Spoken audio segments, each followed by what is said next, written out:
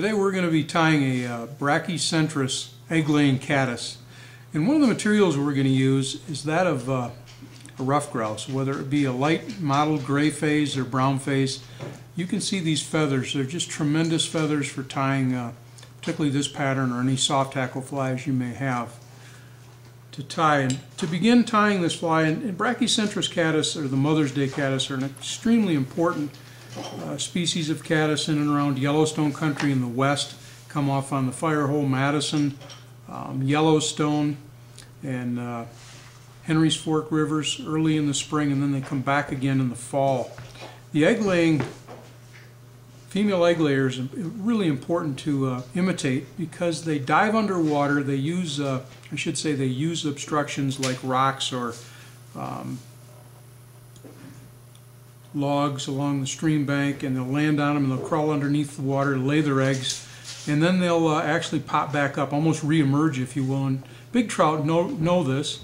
They'll line up behind these obstructions that these caddis species use to crawl underneath the water, and they'll pick these insects off as they re-emerge, so to speak, to fly off and then return to the water later on to lay another egg mass. So it's very important to have an imitation of the brachycentrus female egg-laying caddis. To begin tying the fly, we use a brachycentrus Xenon dubbing. A spiky dubbing reflects a lot of light, gives the proper sheen, and looks just exactly like a female coming off the water again with those gaseous bubbles after it crawls down, lays her eggs, and now comes back off the surface. And again, this fly works very well fooling big selective trout that kind of line up behind the obstructions to take these re-emerging females. Again, a Xenon dubbed body of brachycentrus olive. Now we're going to put fairly short wing of deer hair, X-Caddis deer hair. Tie that on. You want it to flare just a little bit. And I'll pick this up and trim the butts out of the way.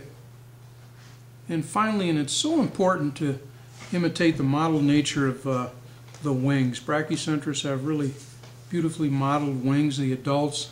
And to do this, we're going to tie a soft tackle of, again, the rough grouse. Either a gray phase, which I prefer for this pattern, but you can also use a brown phase rough grouse. Simply tie that on and now wrap it just in front of those wing butts of the deer hair that we used basically to put on an underwing. Now tie this off, and you don't want to trap much of the fluff, if you will, but what you're going to do is tie this off, and now we're going to whip finish. Now you're going to have to spend just a little time giving it a haircut.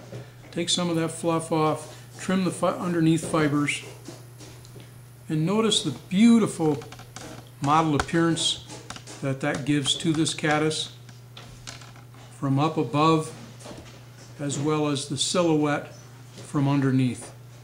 The brachycentrus egg-laying female caddis, an important fly to have in your arsenal, particularly when fishing the Mother's Day caddis, as well as the late season brachycentrus hatch, which comes off again in September and October.